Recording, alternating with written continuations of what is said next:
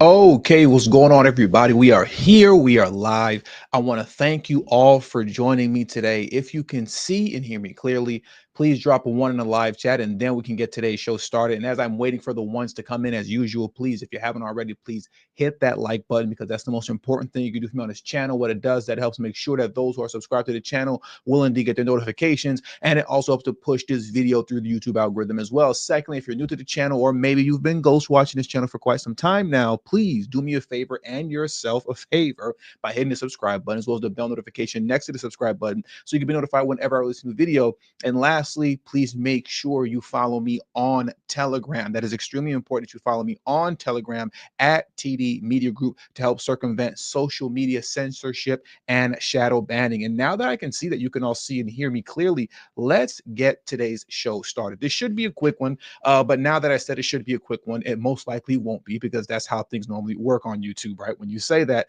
But I did want to take a moment today just to give you guys some updates concerning the madness that's going on in the country after Biden unleashed his migrant crisis upon us. We got a lot of revenge going on. There's torture going on in Aurora, Colorado, the apartment complex where they all said, at least the Democrats said, that we were making up stories of TDA taking over apartment complexes. Well, they have struck back. They've returned to those apartment complexes, torturing folks. We have the Mexican cartel talking about how they want to execute some forms of revenge on the Border Patrol. And we also have a huge bust that took place in New Venezuela, right? So we're going to get into all that today. Like I said, rather quickly. Let's jump into the first story first concerning what's going on in Aurora, Colorado, right? I want to jump into this. If for those of you who are not aware of this story already, yes, the same exact apartment complexes. The same exact apartment complexes where the video surveillance revealed TDA was running through those apartment complexes, beating down people's doors and extorting people. And then we were all told that we were crazy for believing that story. In that same complex, they have returned and they're robbing people and literally torturing them, pulling their fingernails out of their hands. It's getting completely ridiculous and out of control over there. Let's jump into this first. It's on that large group of people detained after police say a couple was tortured in Aurora. And ICE now confirms that most of them are suspected of being connected to the infamous Tren de Aragua gang. Fox 31's Vicente Arenas is live from the ICE detention center facilities in Aurora, where the suspects are being held tonight. Vicente. Talia, that's exactly right. ICE telling us that 16 of those people are being held at their detention facilities here after being taken into custody at that edge at Lowry Apartment Complex yesterday. The 16 people being held at these facilities were taken into custody as part of what ICE calls an enforcement operation yesterday. They were detained after a man and a woman said they had been held against their will, pistol whipped, and one of them had been stabbed. ICE now confirming the people they've detained are Venezuelan nationals in the United States illegally. The agency says it also believes the group has ties to TDA. Determining whether someone is a real TDA gang member can be difficult, says former DEA Venezuela attaché Wesley Tabor. You don't have tattoos. You don't have certain clothing. Now, some of the members may have tattoos of novelty, but as a whole in the organization, they don't do that. You need deep and concentrated intelligence into what and who these people are. Today, APD said a total of 19 people had been detained after the incident at the complex. The status of the remaining 3 people is not clear. APD said no arrests have been made so far. A big concern now for an estimated 200 people still living at the complex is where they will go next. What we really need is we need relocation support. Right now, just because of where they've been, they are a target for hostility. You have a lot of families, hard workers, people in need of finding safe and dignified housing.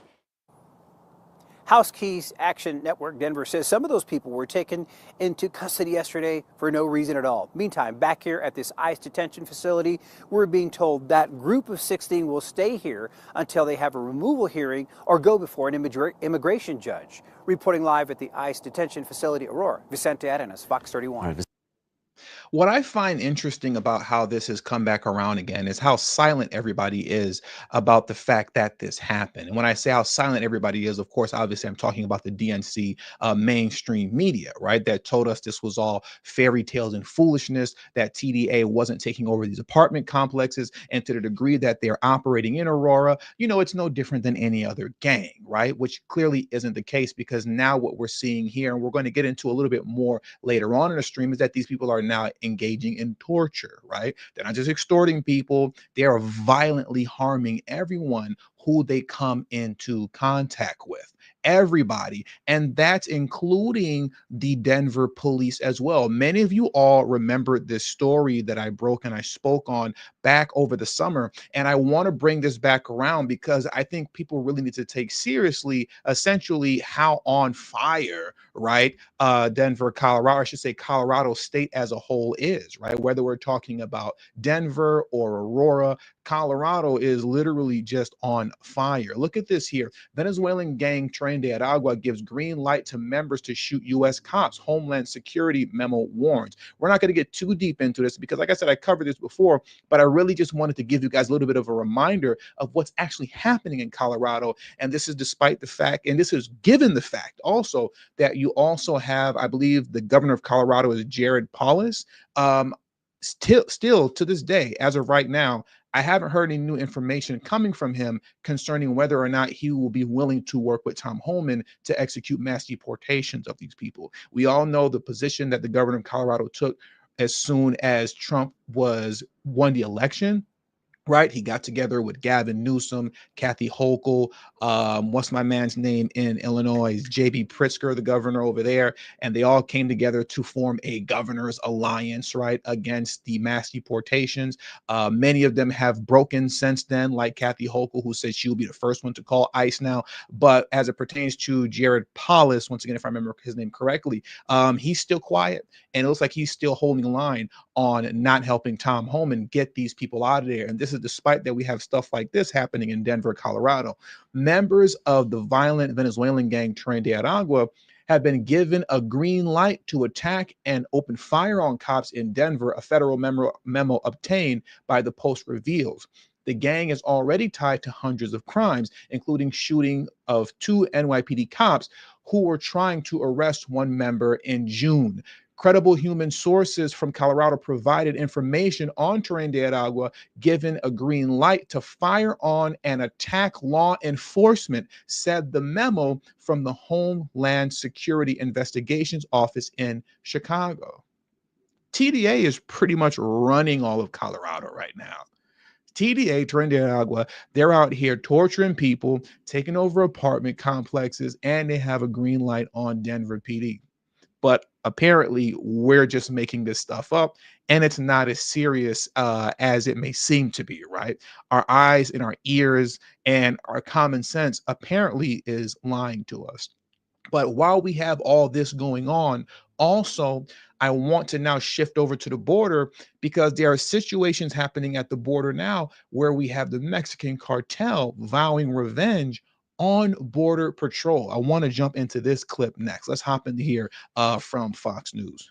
U.S. Border Patrol agents being warned of a revenge attack from the cartels.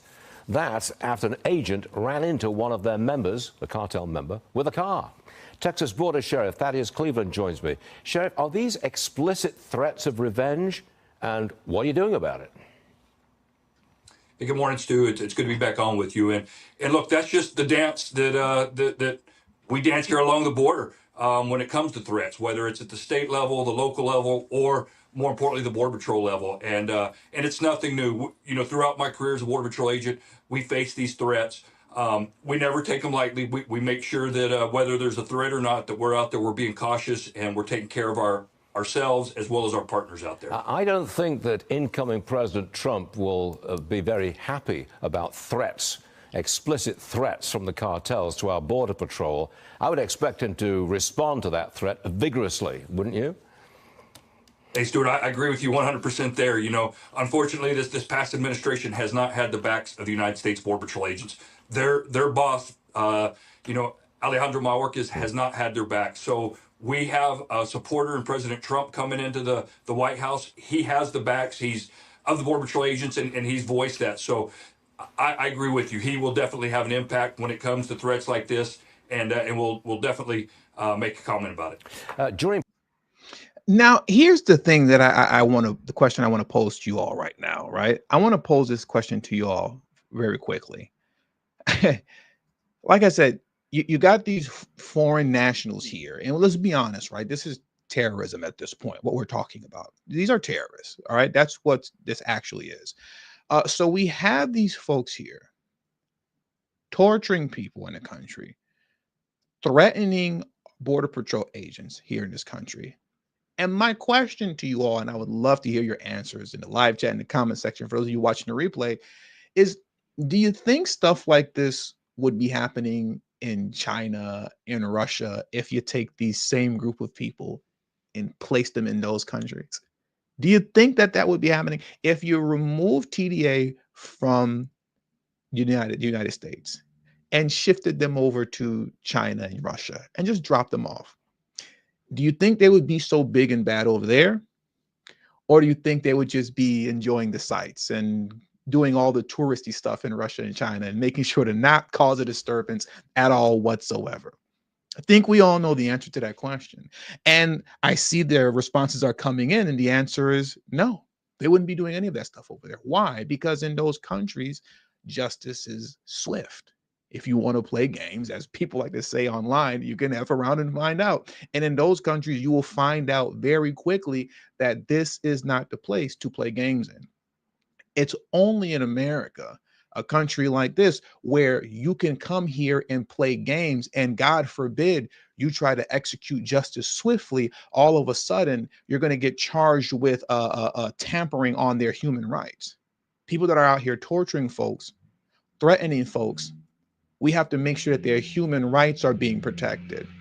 We can't execute justice too fast now. Hold on, slow down. They need to have their due process, despite the fact that these people are wreaking havoc across the country. This is crazy, and it's madness, and it's only here where this foolishness can occur. But I do believe, and I hope that I'm right in that belief, that this is going to turn around now that we have Trump in office, right? With Tom Homan, steering the ship of mass deportation. I'm hoping that we're going to see a lot of swift justice happening expeditiously, as I like to say, right? Now, what I want to do right now is that, you know what? Before we head over to New Venezuela, I'll save New Venezuela, which was formerly known as New York City, for last.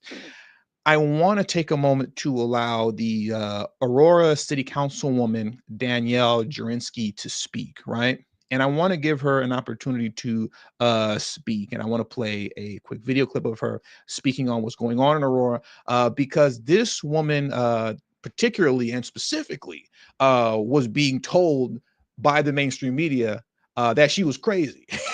When she was first coming out talking about TDA taking over Aurora, Colorado, everybody said that she's making stuff up and talking foolishness. And now it appears that she's been vindicated. But I mean, this isn't the kind of stuff that you really want to be right about, right? But she was right, and she did tell you all. So let's get into this clip right now. President Biden's.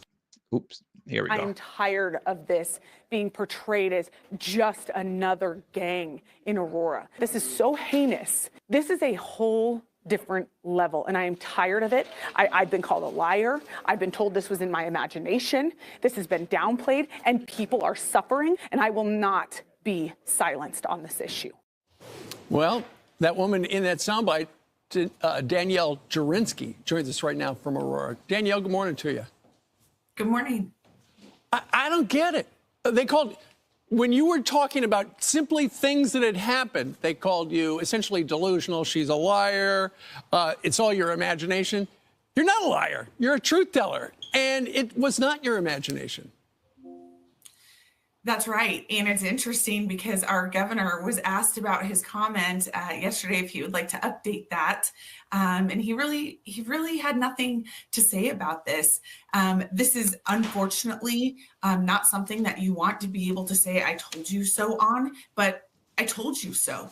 And nobody wanted to listen to me. This very much turned into political theater leading up to the presidential election. And many people have suffered. This isn't just assault. This isn't just fist fights. This is absolute torture, what some of these people have been going through. And once the Americans were moved out of the complex, this is the most vulnerable population left. These are other migrants who some of them don't even really realize where they are. They were simply dropped off in the middle of the night in some cases. Right. And I want to highlight also, when she's saying many of them were dropped off in the middle of the night, some people will default to thinking, oh, that's Greg Abbott in Texas. No, these are nonprofits that are doing this stuff too. Okay. It's not Greg Abbott. These are nonprofits that are dropping these folks off in the middle of the night in these vans that are sponsored by, you know, whatever donations that they get. And they take these people from one place to the next and just release them and let them go. Where Denver, Colorado is too crowded, they'll hop in a van of that's owned and operated by some NGO, and they're taken to new cities and just released. Like, that's what's going on here. So I wanted to make sure to give some clarification to that too. That's not Greg Abbott. That's just dropping folks off, right? I've discussed this so many times before in the past, because that's something that people get misconstrued, because that's something that the Democrats push, which is a lie. When these folks are crossing the border illegally under the Biden administration, obviously the Biden administration is still in power, but in the beginning of the migrant crisis, and as things carried on up until the election, when Biden finally decided to do something about it to a degree, Greg Abbott was not just sending people wherever. Anybody who actually followed what was going on with the migrant crisis, it was very clear and obvious, because illegal immigrants were articulating this themselves at the border, that when they would get to the border, they would be asked, where do you want to go? Because you're not staying here in Texas with us. So where do you want to go? And many of them, upon crossing the border, they already knew and had it in their mind, I want to go to New York City. Send me to Chicago. No, send me to Denver. Send me to DC. Send me to Los Angeles. Most of them, almost the overwhelming majority of them, knew where they wanted to go before they even got here, because of the large communication network that existed online via social media, with apps like WhatsApp, where they're spreading the information along online saying, hey, come to Chicago because of X, Y, and Z. Hey, in New York City, you can get free this. Hey, in Denver, you can get free that. You understand what I'm saying? So it's extremely important that I clarified that for Danielle, where that might have gotten lost in translation. So let's get back into what she has to say. And some of the torture regarding this home invasion, this most recent one there, one of the people had their fingernails pulled out. I mean, it's absolutely barbaric.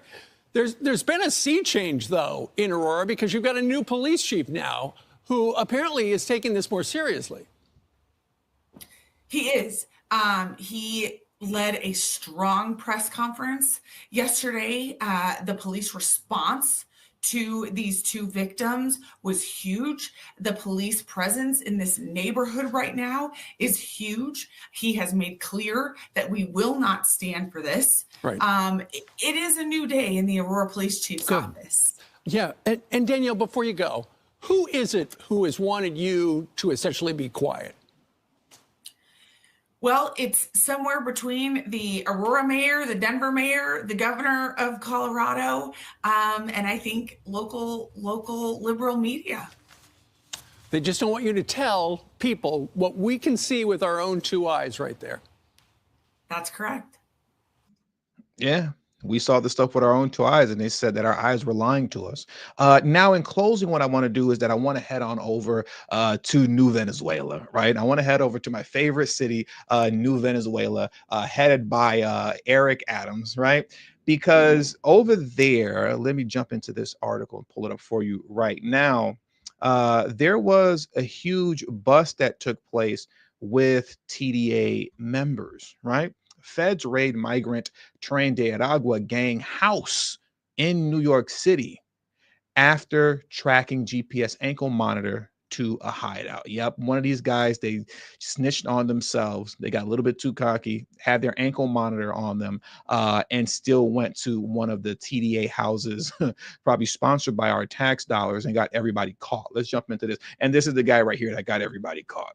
So we thank him very much, right? Want to thank this guy for not being too bright and having an ankle monitor and going to this basically to the stash house, right? Federal agents nabbed a migrant Tren de Aragua gang crew held up in a Bronx apartment after tracking one of their ankle monitors to the hideout, sources told the Post.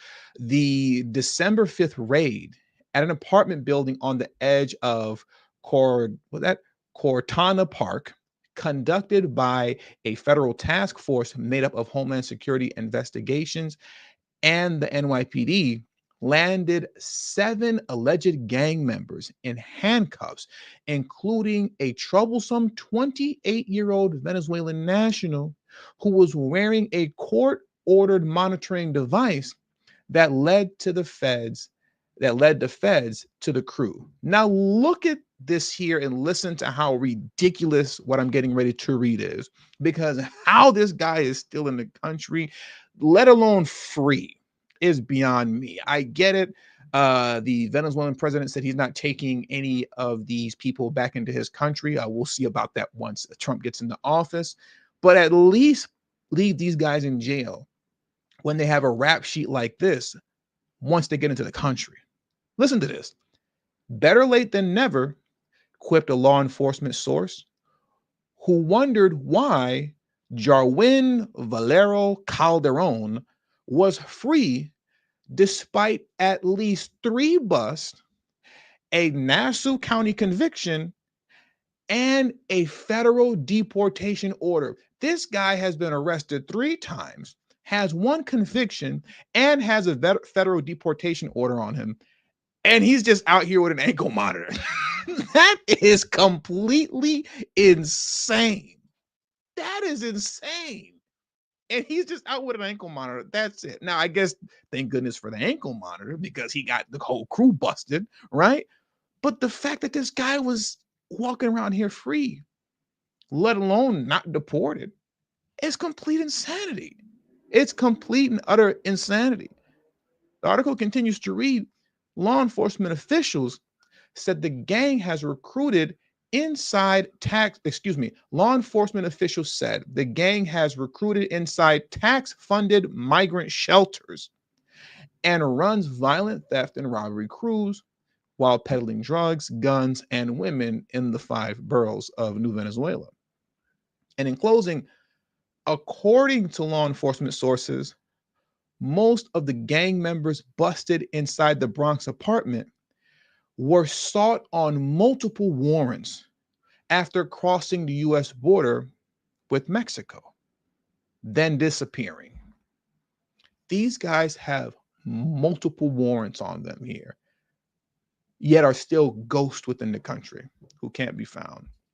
I'm going to say that again. These guys have crossed the border, committed multiple crimes while being here, have multiple warrants on them, yet are ghosts. And we can't find them, at least until, something foolish like this happens. But I think we will be actually finding more of them after January 20th, because January 20th cannot get here soon enough.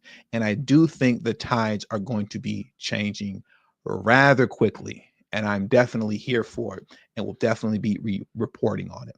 And with all that being said, I want to thank you guys for joining me today. That does it for today's show. So please hit the like button on your way out.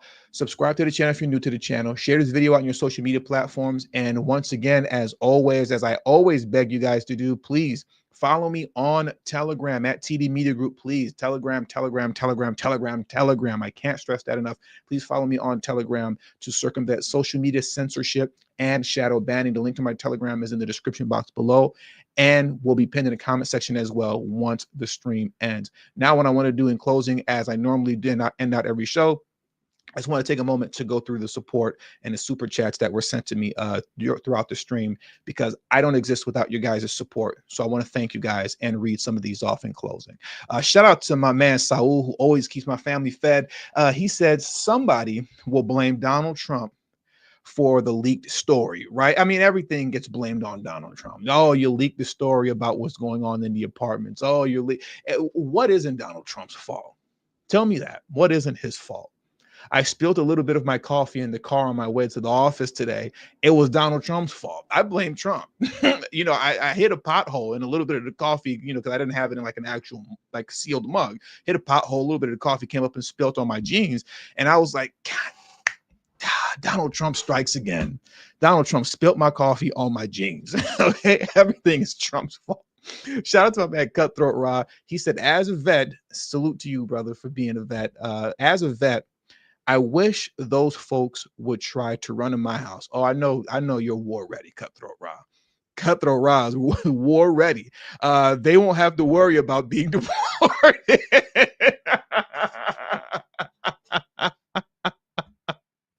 So they won't have to be worried about being deported. They won't have to worry about that. If you run into Cutthroat Ra's house, yeah, deportation is the last thing you'll have to worry about. You definitely won't have to worry about that. Shout out to Ross McKins. Ross said, we need to support our Border Patrol and ICE efforts. Tom Homan needs to hire brothers and sisters for these jobs. Also, pay citizens to report them. I'm right there with you. Just let me know what that hotline number is, and I'm on the phone. How much? $1,000 per who? Per illegal immigrant? Okay, bet. Yeah, they're all over there. They're in that house over there in the Bronx. Yeah, they're right there. Give me that number. I'm making all the phone calls to ICE. Shout out to my man Saul for running it back again. He said Joe Biden administration didn't care about Riley. Think they care about anyone else? No. The Biden administration could care less. And I meant to say that as well. It's so annoying, aggravating, a shame, and just flat out wrong. That Biden and Harris and Alejandro Mayorkas, for that matter, also, they're just going to get to walk away from all this. They just get to walk away. Look at the havoc they've unleashed on the country. Look at the number of people that have lost their lives to this stuff, let alone beaten, robbed, tortured, and violated, right? When you're talking about the violating of women. And they just get to go off into the sunset.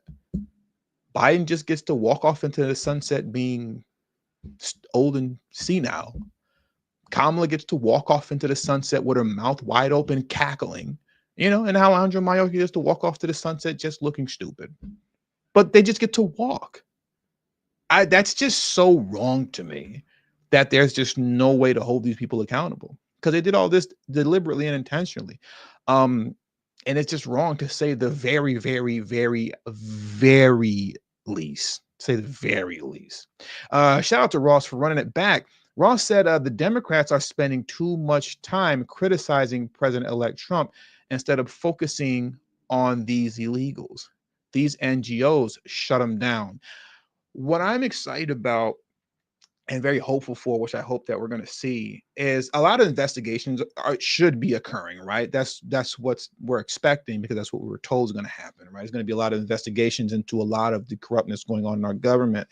And I'm looking forward to, as certain investigations get underway, starting the migrant crisis, the role these NGOs have been playing, right? And now there's plenty of information out there concerning the roles the NGOs have been playing, but I'm particularly more so curious in what's found out within the actual investigations, if they happen, which I'm confident that they will and hope that they will, but just the role that these people are playing, because like these NGOs play a huge role in what's going on here, right? Shout out to Cynthia Haynes. Cynthia Haynes said President Donald J. Trump will fix this. Them immigrants have to go ASAP. Yeah, they got to go. The illegal immigrants got to go. My man Saul ran it back again. He said that guy is called a Judas Wolf.